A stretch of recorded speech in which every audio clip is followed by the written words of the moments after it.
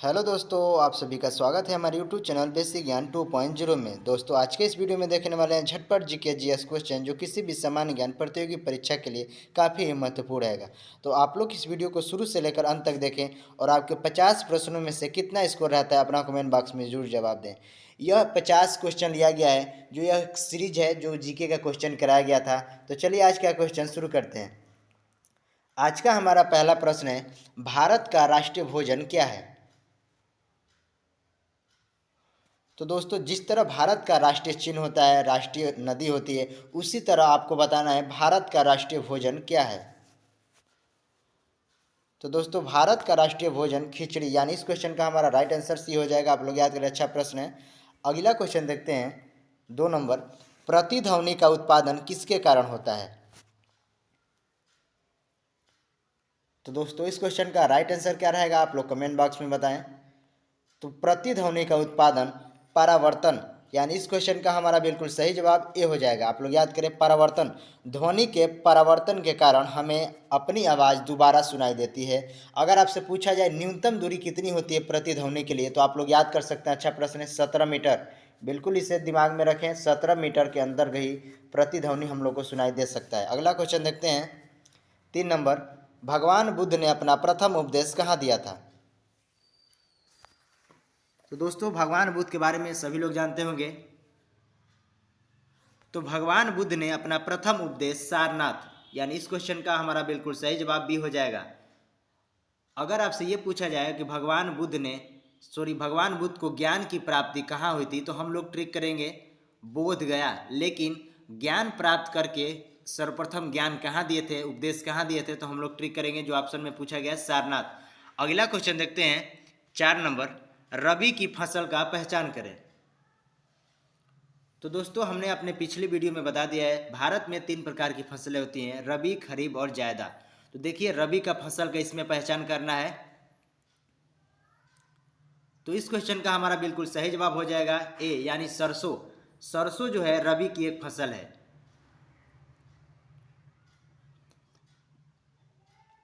अगला क्वेश्चन देखते हैं, 5 नंबर। ऑस्कर पुरस्कार किस क्षेत्र में दिए जाते हैं? कई ठो क्षेत्र होते हैं, ऑस्कर पुरस्कार को किस क्षेत्र में दिए जाते हैं आप लोग को बताना है। तो दोस्तों, ऑस्कर पुरस्कार फिल्म के क्षेत्र में दिए जाते हैं, यानी इस क्वेश्चन का हमारा बिल्कुल सही जवाब भी हो जाएगा। अगर आपसे ये पूछा जाए भारत रत्न किस क्षेत्र में दिए जाते हैं, तो आप लोग बताएं कमेंट बॉक्स में किस क्षेत्र में दिए जाते हैं। भारत रत्न किस व्यक्ति को दिया जा सकता है, यानी कोई ना कोई क्षेत्र होगा उसका, उसी व्यक्ति को, हर एक व्यक्ति को तो भारत रत्न दिया नहीं जा सकता है। तो आप लोग कमेंट बॉक्स में बताएं एक विस्तृत जानकारी लिखकर। अगला क्वेश्चन देखते हैं। देखिए, हम सारे प्रश्न में ज़्यादातर टाइम नहीं लेंगे क्योंकि इस सीरीज में 50 प्रश्न रखा गया है। 6 नंबर क्वेश्चन है, मानव शरीर का सबसे बड़ा अंग कौन सा है, आप लोग को बताना है। बिल्कुल इजी सा प्रश्न होगा। तो दोस्तों, मानव शरीर का सबसे बड़ा अंग यकृत है, मानव शरीर का सबसे बड़ा अंग। आप लोग याद करें, अच्छा प्रश्न है, यानी इस क्वेश्चन का हमारा बिल्कुल सही जवाब ए हो जाएगा। आप सभी लोगों से यहाँ पे प्रश्न होगा, यकृत का वजन कितना होता है? आप लोग आंसर 6 नंबर का ए लिखकर आप लोग कमेंट कर सकते हैं। जिसका भी आप आंसर दे रहे हैं आप लोग कमेंट बॉक्स में लिखें, उसका नंबर आएंगे, उसके बाद जवाब दें। अगला क्वेश्चन देखिए, 7 नंबर। हरित क्रांति की शुरुआत कब हुई थी? तो दोस्तों, हरित क्रांति की शुरुआत 1966 और 67 कहा जाता है। तो देखिए, ऑप्शन बी में रखा गया 1966 हमारा बिल्कुल सही जवाब हो जाएगा। यानी इस क्वेश्चन का हमारा राइट आंसर भी आप लोग याद करें 1966-67 होता है। अगर आपसे ये पूछा जाए हरित क्रांति की शुरुआत किसने की थी भारत में, तो एम.एन. स्वामीनाथन। अगर विश्व स्तर पर पूछा जाए तो नॉर्मन बोरोलाग अमेरिका के थे, आप लोग याद कर सकते हैं। अच्छा प्रश्न है। अगला क्वेश्चन देखते हैं, 8 नंबर। बैंकों का बैंक किसे कहा जाता है? तो दोस्तों, बैंकों का bank RBI, reserve bank of India. कभी कभी ऐसा भी प्रश्न पूछा जाता है कि किस बैंक में किसी भी व्यक्ति का खाता नहीं खुलता है, तो हम लोग ट्रिक करेंगे आरबीआई को ही। आरबीआई में किसी अन्य व्यक्ति यानी किसी भी आम व्यक्ति का खाता नहीं होता है, क्योंकि वो बैंकों का बैंक होता है। ठीक है, आप लोग याद कर सकते हैं। अच्छा प्रश्न है, यानी इस क्वेश्चन का हमारा बिल्कुल सही जवाब ए हो जाएगा। अगला क्वेश्चन देखिए, 9 नंबर। भारत का सर्वोच्च पर्वत शिखर कौन सा है, यानी भारत का सबसे ऊंचा पर्वत शिखर आप लोग को बताना है।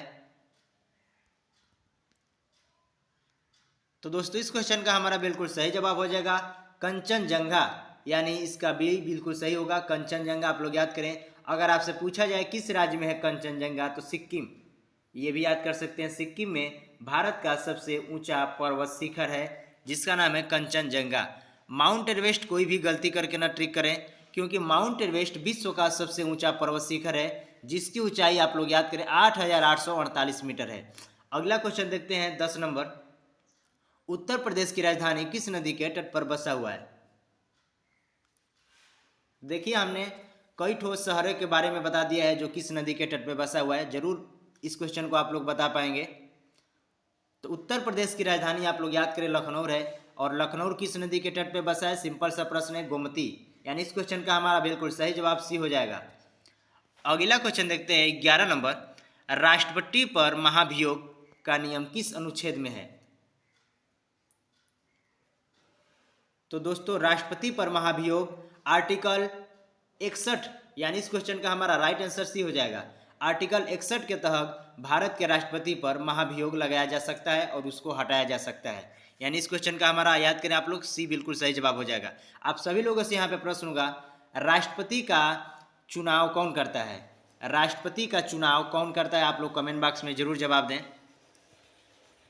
12 नंबर देखिए, अपने अक्ष पर सर्वाधिक झुका हुआ ग्रह कौन सा है। तो दोस्तों अपने अक्ष पर सर्वाधिक झुका हुआ ग्रह अरुण, आप सभी लोगों को पता होगा सौरमंडल में कुल 8 ग्रह हैं जिसमें से सबसे अधिक अपने अक्ष पर झुका हुआ ग्रह है अरुण, इसीलिए हम लोग इसे लेटा ग्रह के नाम से भी जाना जाता है। अगर आपसे ये पूछा जाए लेटा ग्रह किस ग्रह को कहते हैं तो अरुण को ही ट्रिक करें। अगला क्वेश्चन देखते हैं 13 नंबर। हिमा दास किस खेल से संबंधित हैं। देखिए यह खेल से संबंधित एक प्रश्न है। तो हिमा दास एक धावक हैं, आप लोग याद करें, बिल्कुल इसका सही जवाब डी हो जाएगा, यानी दौड़ से संबंधित है हिमा दास। अगर आपसे ये पूछा जाए यह किस राज्य से बिलोंग करती हैं तो हिमा दास असम राज्य की हैं, आप लोग याद करें, अच्छा प्रश्न है। 14 नंबर क्वेश्चन देखिए, असम के वर्तमान में मुख्यमंत्री कौन है। तो दोस्तों असम के वर्तमान में मुख्यमंत्री हेमंत बिस्वा शर्मा, यानी इस क्वेश्चन का हमारा बिल्कुल सही जवाब ए हो जाएगा। आप सभी लोगों से यहाँ पे प्रश्न होगा कि इस समय मध्य प्रदेश के वर्तमान में मुख्यमंत्री कौन है, मध्य प्रदेश के वर्तमान में मुख्यमंत्री कौन है। अगला क्वेश्चन देखिए 15 नंबर। इंसुलिन मानव शरीर के किस ग्रंथि से स्रावित होती है। दोस्तों वही इंसुलिन है जिसके कमी से मधुमेह रोग हो जाता है, आप लोग याद करें, इंसुलिन की कमी से मधुमेह रोग हो जाता है। तो हमारे शरीर में किस ग्रंथि से स्रावित होती है इंसुलिन। इंसुलिन एक प्रकार का हार्मोन है, आप लोग याद करें। तो दोस्तों इस क्वेश्चन का हमारा बिल्कुल सही जवाब हो जाएगा अग्नाशय, यानी इस क्वेश्चन का बिल्कुल भी सही जवाब हो जाएगा, आप लोग याद करें, अच्छा प्रश्न है।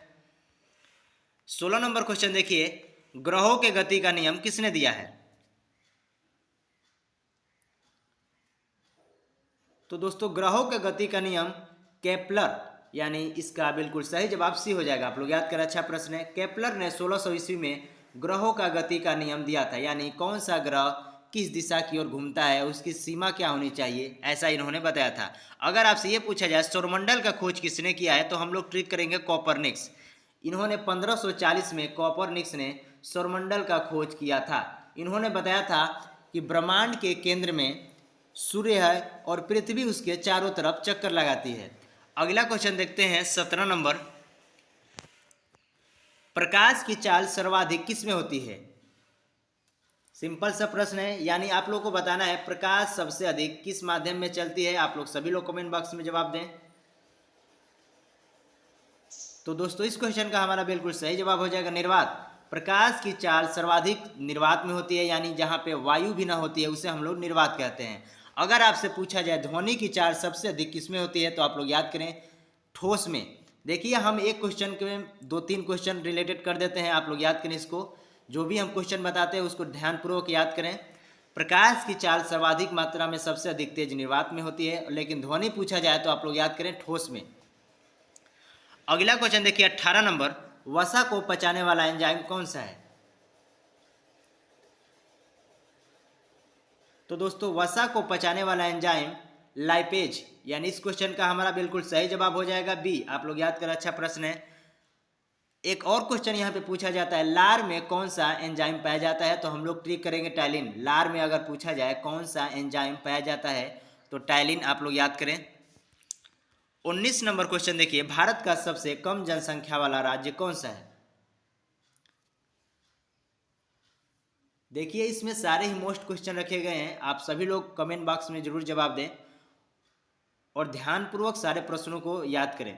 भारत का सबसे कम जनसंख्या वाला राज्य, बिल्कुल भूलकर भी गोवा मत मारें। देखिए भारत का सबसे कम जनसंख्या वाला राज्य पूछा गया है तो हम लोग ट्रिक करेंगे सिक्किम।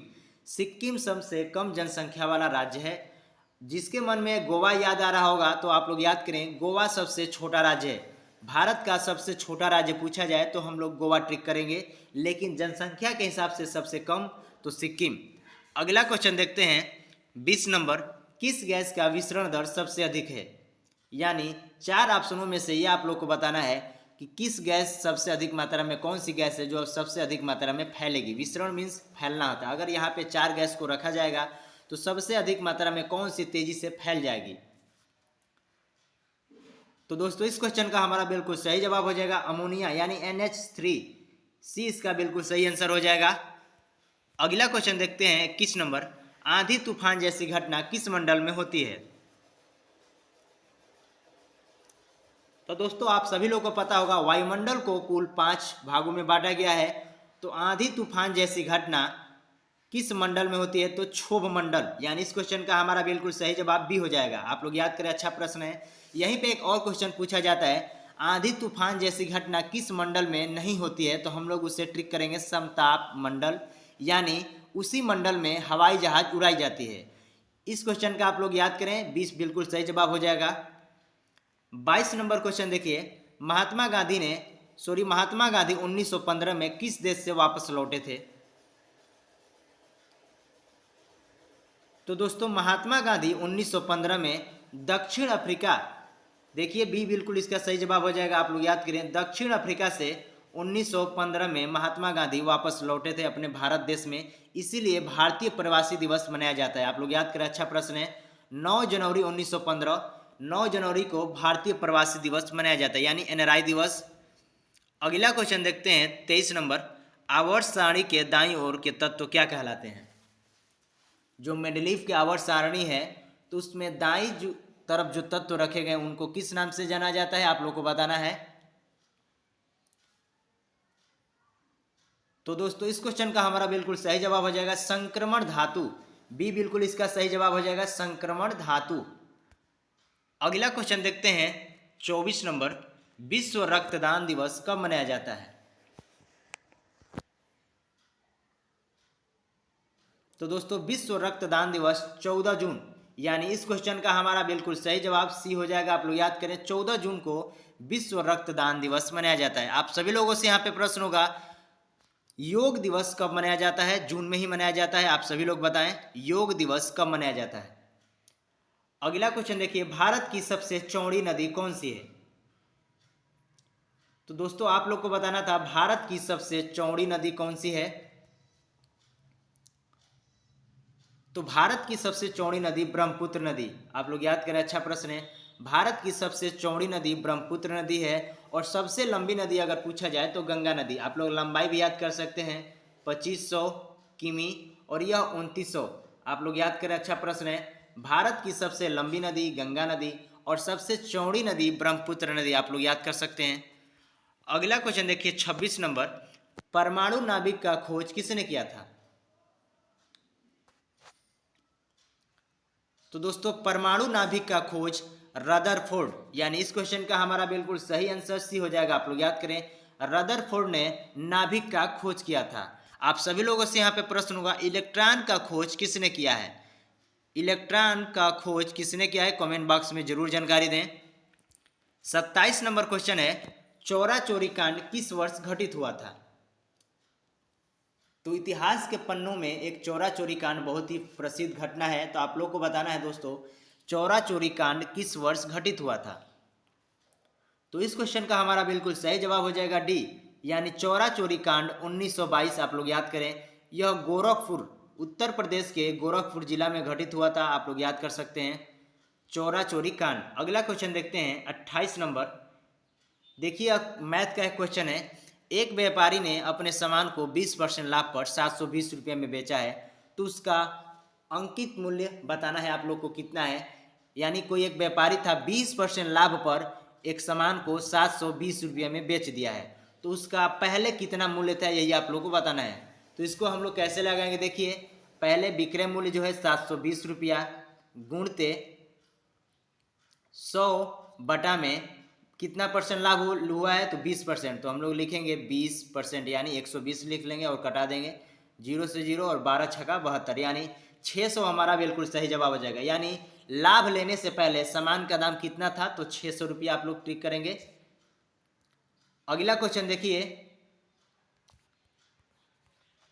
29 नंबर। एक आयत की लंबाई उसकी चौड़ाई से 3/4 है, यदि उसका क्षेत्रफल 300 वर्ग मीटर है तो उसकी लंबाई आप लोगों को बताना है। एक आयत की लंबाई उसकी चौड़ाई से 3/4 है, यदि उसका क्षेत्रफल 300 वर्ग मीटर है तो उसकी लंबाई बताना है। सिंपल सा प्रश्न है। देखिए लंबाई और चौड़ाई, क्षेत्रफल कैसे हम लोग याद करते हैं, आयत की लंबाई गुणते चौड़ाई, तो हम लोग आयत की लंबाई और गुणते चौड़ाई से डिवाइड कर देंगे। देखिए 3 × 4 बराबर क्षेत्रफल कितना दिया है 300 वर्ग मीटर। इसको कटा लेंगे, 3 से कटेगा ये 100 बार में हो जाएगा और 4 से कटाएंगे तो 25 बार में ये कट जाएगा। तो देखिए यक्स स्क्वायर बराबर हम लोग निकला, यानी लंबाई और चौड़ाई यानी 3x और 4x का यह गुणनफल था, तो यक्स एक्स स्क्वायर हो जाएगा, यानी एक्स स्क्वायर बराबर हमारा आ गया यहाँ पे 25। तो यक्स का मान हमारा कितना आ जाएगा आप लोग याद कर सकते हैं 5। देखिए तो इसमें से कितना किसका बताना है, तो हम लोग को बताना है लंबाई। तो लंबाई हमेशा अधिक रहती है, आप सभी लोग को पता होगा आयत का लंबाई हमेशा चौड़ाई से अधिक रहती है। तो इसका हमारा आंसर हो जाएगा 5 चौके 20, यानी इस क्वेश्चन का हमारा बिल्कुल सही जवाब ये हो जाएगा, आप लोग याद करें। अगला क्वेश्चन देखिए, पहाड़ों की रानी किसे कहा जाता है। तो दोस्तों पहाड़ों की रानी मंसूरी को कहा जाता है, यानी इस क्वेश्चन का हमारा राइट आंसर डी हो जाएगा, आप लोग याद करें पहाड़ों की रानी मंसूरी। आप सभी लोगों से यहाँ पे प्रश्न होगा, मंसूरी पर्यटक स्थल भारत के किस राज्य में स्थित है। अगला क्वेश्चन देखिए 31 नंबर। भारत रत्न पाने वाली प्रथम महिला कौन थी।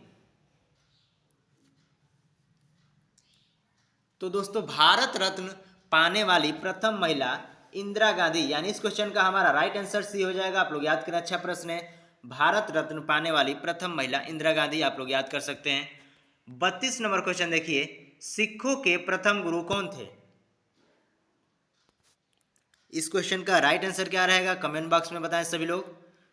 तो दोस्तों सिखों के प्रथम गुरु गुरु नानक देव, ये हमारा बिल्कुल सही जवाब हो जाएगा। सिखों के प्रथम गुरु गुरु नानक देव हैं। आप सभी लोगों को पता होगा सिखों में कुल 10 गुरु हुए थे।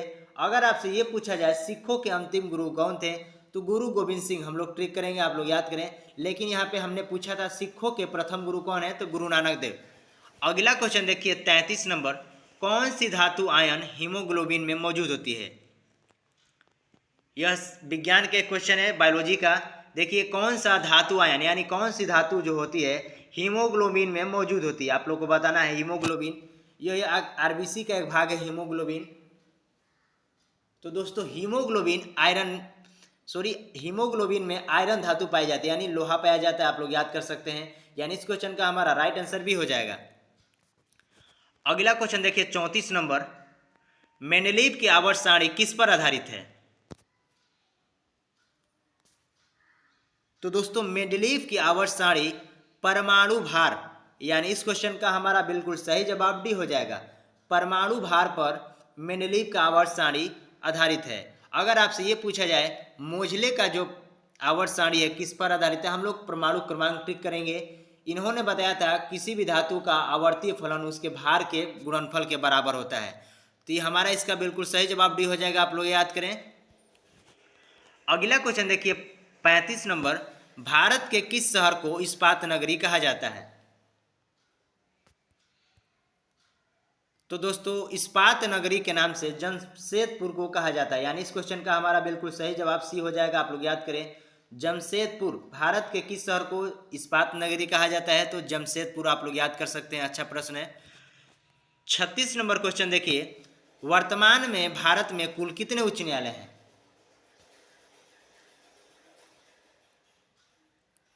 तो दोस्तों वर्तमान में भारत में कुल 25 उच्च न्यायालय हैं। आप लोग याद कर सकते हैं, अच्छा प्रश्न है। इस समय वर्तमान में कुल 25 उच्च न्यायालय हैं। अगला क्वेश्चन देखिए 27 नंबर, ध्वनि ऊर्जा को विद्युत ऊर्जा में परिवर्तित करने वाला उपकरण कौन सा है? ध्वनि ऊर्जा को विद्युत ऊर्जा में परिवर्तित करने वाला उपकरण का आप लोग को नाम बताना है। तो दोस्तों ध्वनि ऊर्जा को विद्युत ऊर्जा में परिवर्तित करने वाला उपकरण माइक्रोफोन, यानी अगर कोई व्यक्ति मोबाइल से बात कर रहा है तो मोबाइल में हम लोग हेलो बोलते हैं, तो मोबाइल का पहले कार्य क्या होता है? ध्वनि ऊर्जा को विद्युत ऊर्जा में परिवर्तित करता है। तो हमारा इसका बिल्कुल सही जवाब हो जाएगा सी। आप लोग याद कर सकते हैं। अगर आपसे ये पूछा जाए विद्युत ऊर्जा को ध्वनि ऊर्जा में कौन परिवर्तित करता है, तो हम लोग ट्रिक करेंगे लाउड स्पीकर। देखिए यहाँ पे हमने दोनों प्रश्नों को बता दिया है। अगला क्वेश्चन देखते हैं 38 नंबर, कितना हर्ट्ज की ध्वनि हमारी कान नहीं सुन सकता है? ध्वनि सुनने की कोई ना कोई सीमा होती है, ऐसा तो है नहीं कि हम लोग किसी भी ध्वनि को सुन सकते हैं। तो देखिए ध्वनि हमारा कान किसको नहीं सुन सकता है? तो 20,500 जो है ये ऑप्शन में रखा गया, इसको हम लोग नहीं सुन सकते। क्यों? क्योंकि हमारा कान 20 हर्ट्ज से लेकर 20,000 हर्ट्ज तक ही सुन सकता है।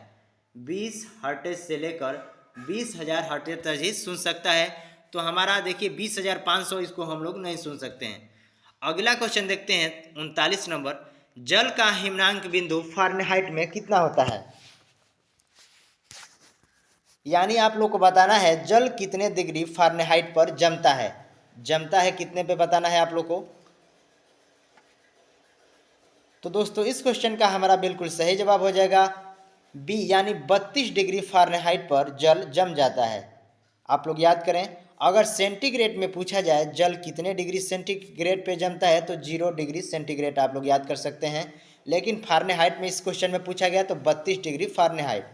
अगला क्वेश्चन देखते हैं 40 नंबर, किस रंग का तरंगदैर्घ्य सर्वाधिक होता है? तो दोस्तों लाल रंग का तरंगदैर्घ्य सर्वाधिक होता है। आप लोग याद कर सकते हैं लाल रंग, बिल्कुल इसका सही जवाब ए हो जाएगा। अगर आपसे ये पूछा जाए किस रंग का अपवर्तनांक सर्वाधिक होता है तो हम लोग ट्रिक करेंगे बैगनी, लेकिन यहाँ पे तरंगदैर्घ्य पूछा जाए तो लाल रंग आप लोग याद कर सकते हैं। अगला क्वेश्चन देखिए 41 नंबर, आवर्त सारणी के खोजकर्ता मेंडलीव किस देश के थे? देखिए कितना बारीकी क्वेश्चन पूछा गया है। तो दोस्तों आप सभी लोग को पता होगा आवर्त सारणी का खोज मेंडलीव ने किया था, लेकिन यहाँ पे आप लोग को बताना है मेंडलीव किस देश के थे। तो दोस्तों इस क्वेश्चन का हमारा बिल्कुल सही जवाब हो जाएगा रूस। यह एक रशियन थे, यानी इस क्वेश्चन का हमारा बिल्कुल बी सही आप लोग याद कर सकते हैं। अगला क्वेश्चन देखते हैं 42 नंबर, लिटमस विलयन जब ना तो अम्लीय ना तो क्षारीय होता है तो वह किस रंग का होता है? आप लोग को बताना है। आप सभी लोग अम्ल और क्षार के बारे में ध्यान से जरूर पढ़े होंगे। देखिए इस क्वेश्चन को पढ़ें और जवाब दें। लिटमस जो विलयन होता है ना अम्लीय होता है और ना क्षारीय होता है तो वह किस कलर का होता है? तो इसका हमारा बिल्कुल सही जवाब हो जाएगा बैगनी। बैगनी रंग का होता है, आप लोग याद करें। देखिए बिल्कुल ये एनसीईआरटी का क्वेश्चन है, आप लोग याद कर सकते हैं, अच्छा प्रश्न है। 43 नंबर क्वेश्चन देखिए, आधुनिक वर्गीकरण का पिता किसे कहा जाता है?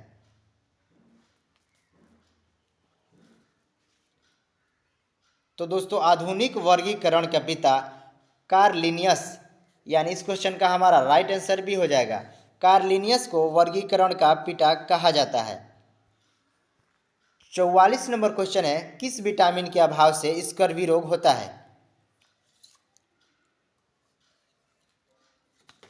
तो दोस्तों विटामिन सी की कमी से स्कर्वी रोग होता है, यानी इस क्वेश्चन का हमारा बिल्कुल सही जवाब देखिए कौन सा ऑप्शन में रखा गया, विटामिन सी, यानी बिल्कुल इसका सी सही जवाब हो जाएगा। विटामिन सी में ही रखा गया है सी को। आप सभी लोगों से यहाँ पे प्रश्न होगा, विटामिन सी सबसे अधिक किस फल में पाया जाता है? विटामिन सी सबसे अधिक कौन सा फल में पाया जाता है? कमेंट बॉक्स में जरूर जानकारी दें। अगला क्वेश्चन देखिए 45 नंबर, अंतरिक्ष में उगाए जाने वाला प्रथम पौधा कौन सा है?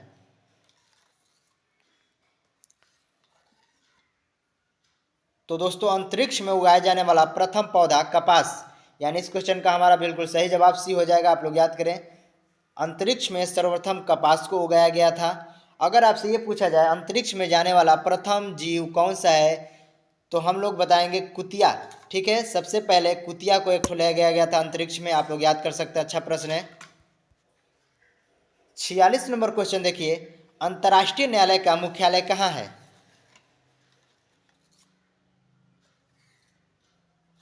तो दोस्तों अंतर्राष्ट्रीय न्यायालय का मुख्यालय द हेग, नीदरलैंड। यानी इस क्वेश्चन का हमारा बिल्कुल सही जवाब हो जाएगा ए। आप लोग याद करें, अच्छा प्रश्न है। अंतर्राष्ट्रीय न्यायालय, जब आपका उच्च न्यायालय, सर्वोच्च न्यायालय और कोई भी देश का अगर न्यायालय नहीं काम कर रहा है तो आप लोग अंतर्राष्ट्रीय न्यायालय में जा सकते हैं। कहाँ पे है, तो आप लोग बताएंगे नीदरलैंड। 47 नंबर क्वेश्चन देखिए, ही हैज हेल्प्ड मी, इसमें एक्जिलरी वर्ब कौन सा है आप लोग को बताना है। तो इसमें कौन सा वर्ब का काम कर रहा है एक्जिलरी, तो बिल्कुल हमारा इसका सही जवाब हो जाएगा सी, यानी हैज। हैज हमारा बिल्कुल इसका सही जवाब हो जाएगा। आप लोग याद करें। 48 नंबर क्वेश्चन है, अराइवल का एंटोनिम्स कौन सा है, यानी आप लोग को विलोम शब्द बताना है। अराइवल का विलोम शब्द क्या है? तो दोस्तों इस क्वेश्चन का हमारा बिल्कुल सही जवाब हो जाएगा डिपार्चर। बिल्कुल सी इसका सही जवाब हो जाएगा। आप लोग देखते होंगे ट्रेन को जब सर्च करते हैं तो अराइवल और डिपार्चर कहा जाता है, तो सी इसका बिल्कुल सही जवाब हो जाएगा। अगला क्वेश्चन देखिए 49 नंबर, the farmer took dash dash to his field में सही भरें। तो आप लोग को यहाँ पे जो डैश डैश का चिन्ह हुआ है वहाँ पे क्या भरा जाएगा, आप लोग को यही बताना है। तो फिर से एक बार क्वेश्चन को पढ़ें, the farmer took to his field. तो दोस्तों इस क्वेश्चन का हमारा बिल्कुल सही जवाब हो जाएगा देम। सी इसका बिल्कुल सही आंसर हो जाएगा। समझें इसे और ध्यान से पढ़ें। अगला क्वेश्चन है